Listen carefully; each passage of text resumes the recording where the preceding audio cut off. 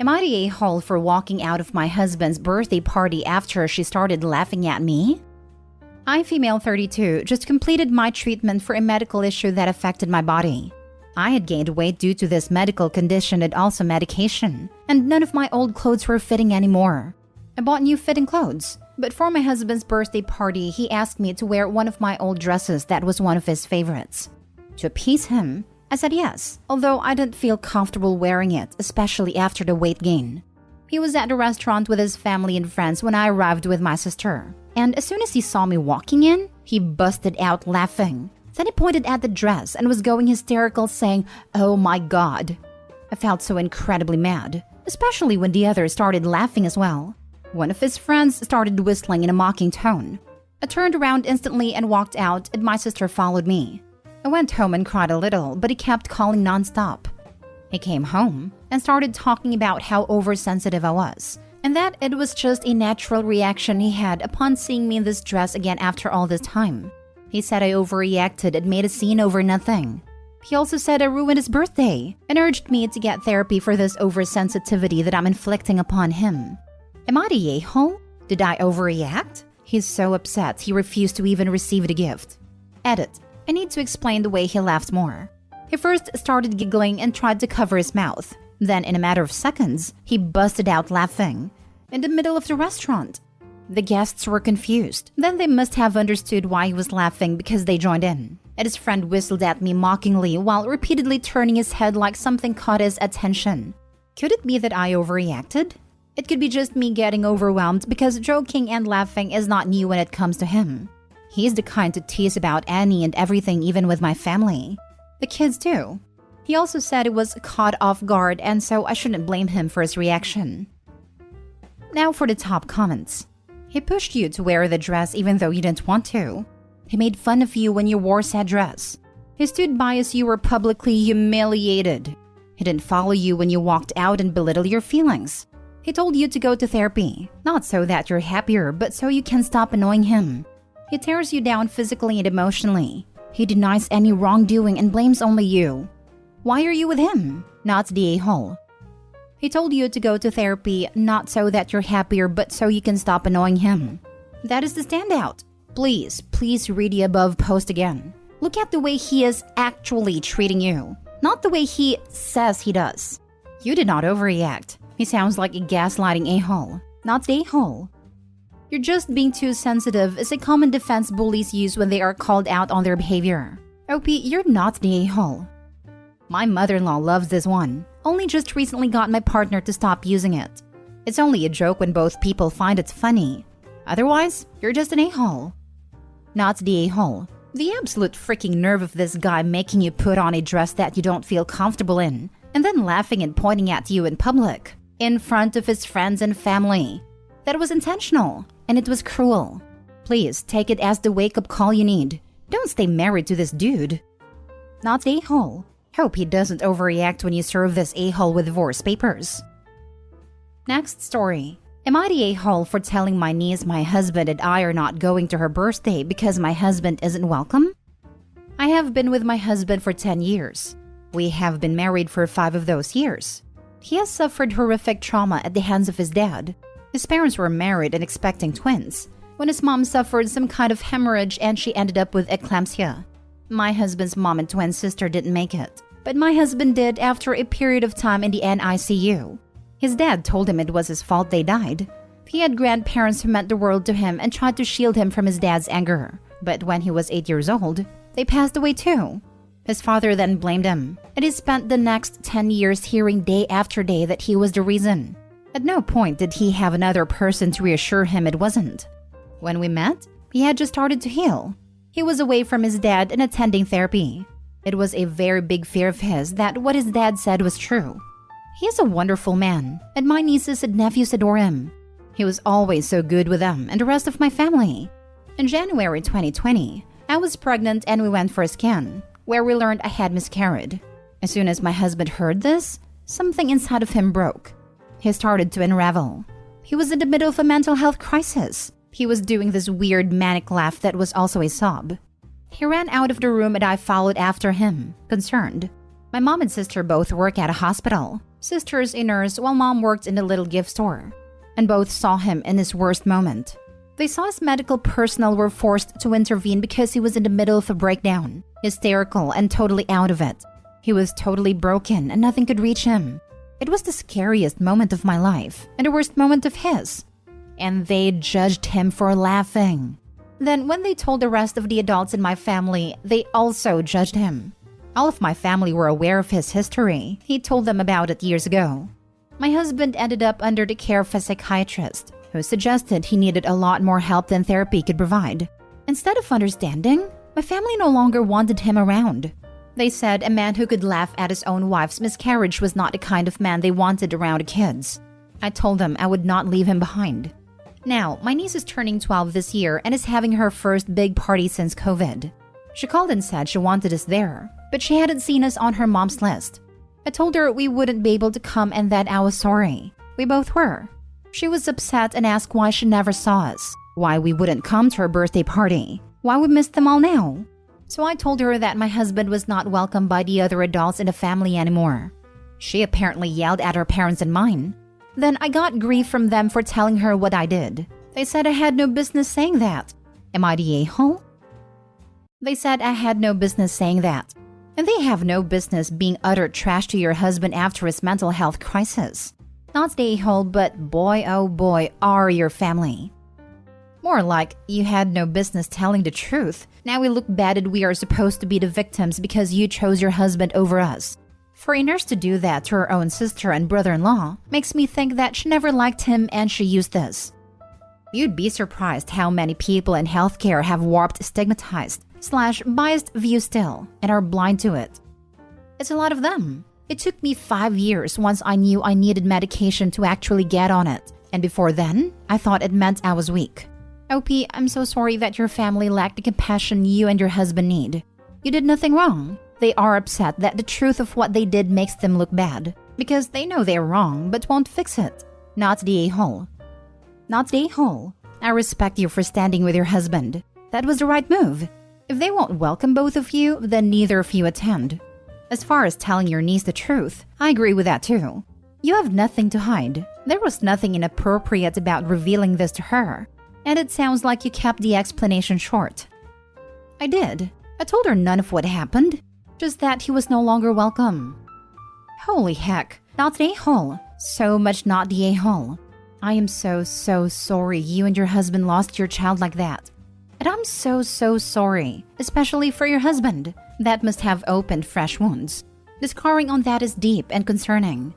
No, I don't think you and your husband should be surrounded by people who totally judged him based on an extreme vulnerable moment in both of your lives. His mental health comes first. I hope you and him are doing better. He blamed himself. The moment he heard our baby had no heartbeat, he believed it was all because of him. Again. That still haunts us. He doesn't even remember what happened after hearing the words. Next story. Am I the a-hole for having my daughter's first birthday the same day as my stepsister's wedding? My mom got remarried after my parents' divorce, and her new husband brought along my stepsister. I lived with my dad mostly because I did not want anything to do with a new sibling and had pretty much no relationship with her and hated that my mom treated her like a daughter.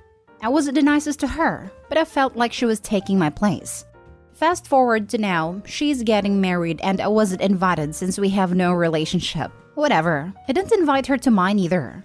This issue is I planned my daughter's first birthday. And when I told my mom, she said it can't be that day because it's my stepsister's wedding. And can we change it to the next weekend so people don't have to choose which to go to?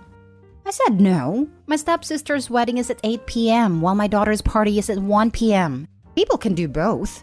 But almost everyone on my mom's side RSVP'd no to her birthday party because of the wedding and travel.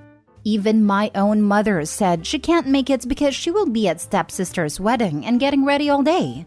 I'm angry at how she can choose a stepdaughter over her own grandchild. Everyone is picking this girl who isn't even really family over my daughter.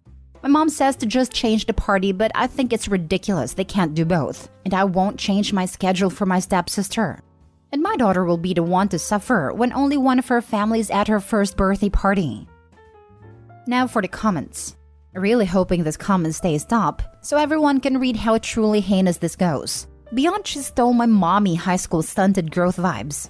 Here's OP's comment since OP seems to have deleted it after downvotes. She is taking on the mother role in the wedding since stepsister's mother died giving birth to her, which I'm also not happy about. Stepsister's mom died in childbirth, and OP's annoyed that her mom decided to be a mom to a kid who lost her one mom. For Pete's sake, huge you're the a-hole. Upvoting because this comment shows the depth of her resentment for no actual reason other than her own crap. This shows resentment at her mother. I'm wondering how the mom introduced the stepsister to the OP.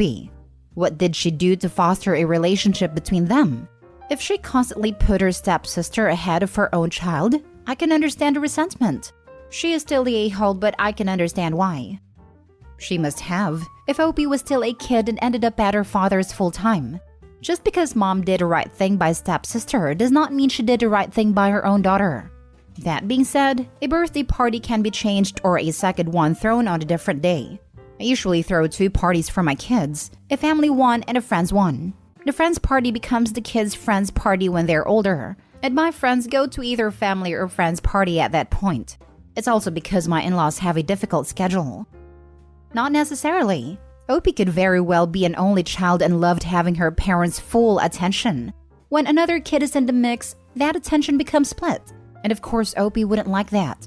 All she said was her mom treated stepsister like another daughter, not like her only daughter. And I have no doubt if mom treated stepdaughter as the golden child who could do no wrong, OP would be screaming that fact from the rafters. You're the a-hole. You know, we know it, everyone knows it. People aren't simply going to do both events. Very few people are going to want to come to a 1-year-old's birthday party than go to an adult wedding. You knew about the conflict and went ahead with it anyway, despite the fact that moving it would not affect your child in any way. You're trying to play the victim here, when this is all under your control. Please seek therapy. Last story. Am I the a-hole for refusing my father access to my dying mother, denying him closure? My parents were separated for decades but continued to attack one another verbally through their friends and acquaintances, often putting me and my siblings in the middle of their ongoing feud. As the eldest, I was often the one most caught in the middle. My parents pretended to be no contact with each other when they weren't fighting via their lawyers, but each other would often contact me to just trash the other and then expect me to deliver their toxic messages to the other person. This went on for many, many years. It was exhausting. Periodically, I would lose it and go no contact with one or the other of them, but eventually I'd relent. Get back in touch because they needed my help with some practical matter or because I wanted my children to have some kind of relationship with their grandparents, and the cycle would continue. My mother recently became very ill and went downhill quickly. I took her into my home and was her caregiver until she died. Until the end, she was very angry with my father, and she explicitly told me she never wanted to see him or speak to him. She became very agitated at the thought that he might visit her, and made me promise that I would not discuss her illness with him or permit him to see her if he tried to visit. In spite of my best efforts to keep my mother's illness a secret as I had promised my mother, my father eventually learned through some mutual acquaintances that she was dying. He then contacted me, demanding that I allow him to visit her so that he could achieve closure before she passed away. I explained that she did not want to see or speak to him, and that I needed to honor her dying wish. He became furious with me and started yelling and insisting that a final meeting between the two of them was the right thing to do, and that I was a bad person and a bad daughter for standing in the way. I told my father that my mother's death was not about him, that I was sorry he would not be able to achieve the closure he wanted, but that I would not be allowing him to come into my home to upset my mother in her dying days. In my mind, it was not my decision to make. It was my mother's alone. My only job was to keep her as comfortable and peaceful as I could. My mother passed away a few days later. My father never achieved the closure he wanted. He's still angry with me for not persuading or forcing my mother to see him when she was dying. I think if he had wanted closure, he had decades to work it out with her before she became ill. Am I the a-hole? Based on what you say, not the a-hole. Also, your father's anger is very telling. It was never about your mother for him. Even his closure is all about him. Good for you that you honored your mom's wish and prevented yet another drama. My suspicion is that he wanted to have one last dig at her when she was in such a vulnerable position and couldn't fight back. Yeah, nowhere did he seem to indicate that he wanted to make amends and apologize, just that he needed closure. He always had the option of writing a letter and giving it to OP, who could then read it to make sure it actually was an apology and that there weren't any insults in it, which she could then give the option to her mother of reading. Not the a-hole. Did your father want closure or did he want to have the final say? Because it sounds like the latter. You used words like persuade and force, which are aggressive words for someone looking for closure. You protected your mom, and that's all that matters here. At the time when my father was calling me about this, I was feeling very overwhelmed with caring for my mother. I probably didn't hear or process what he was saying very well. Looking back now, I don't even remember the exact words used, except he kept saying that this was his last chance for closure. I read how commenters are saying he just wanted to have the last word, and in a way, I think they're right. That's his personality. Even if he apologized to my mother for all the years of fighting, he would have found a way to twist the knife a little bit too.